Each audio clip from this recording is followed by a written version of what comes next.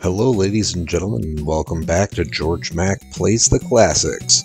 Here's one of the true classics of the NES library, Metal Gear. I played this one a lot as a kid, of course got sucked into the Metal Gear Solid games on PlayStation. I'm happy to have gotten back to this one, even if the events were mostly retconned in the future. You are Solid Snake, plucked freshly from the Marines thanks to heroic performance in the Grenada invasion. Member of Foxhound. You are to infiltrate the base, Outer Heaven, and put an end to Colonel Vermin Gaddafi. Muammar Gaddafi was an important figure for a very long time, while also destroying his super weapon, Metal Gear. Snake starts out completely unarmed and equipped with only his transceiver, which he uses to communicate with a few different entities. Talking you along your way is Big Boss. The manual calls him Commander South. You need to use your wit to sneak around, dispatching enemies, preferably before they can alert their comrades. This can be difficult to begin with, at least until you find the handgun and can kill enemies from afar. Over the course of the game, Snake puts together quite an arsenal of weapons. From the humble handgun to the rocket launcher, there's a weapon for every situation. Progress through Outer Heaven is blocked by doors that must be unlocked by a certain keycard. This is fine, except you have to have the proper keycard equipped to walk through the door. It would have been way better if just having the card in your inventory were to activate the door.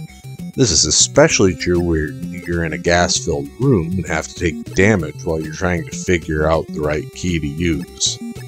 There are bosses scattered through the base that you have to defeat to move forward. You can radio Diane for some hints as how best to defeat them, but they're pretty easy for the most part. As you figure out your way through the bases, there are POWs that you can, and should, rescue. After you rescue a certain number, you rank up, you can hold more ammo, as well as increase your health reserves. The story is convoluted and throws some twists at you that aren't really explained. Add that to the questionable localization and you have a game that's a bit of a mess in that area. I even got glitched into the final boss without having to defeat the penultimate battle. There are also some areas that force you to take a leap of faith or look up where to go. The pits are super annoying as I don't know of any way to see them without activating them, which can block off your movement, if not kill you outright. When it comes to grading Metal Gear on NES, graphics get a 2.5. The graphics are fine, but they aren't great. You can certainly tell what everything is. Sound gets a 3.0. The music and sound effects are good Konami tunes, but I don't think they're as good as Contra or Castlevania. Gameplay gets a 3.0. Everything seems to work as intended, but the mistranslation hurts in areas.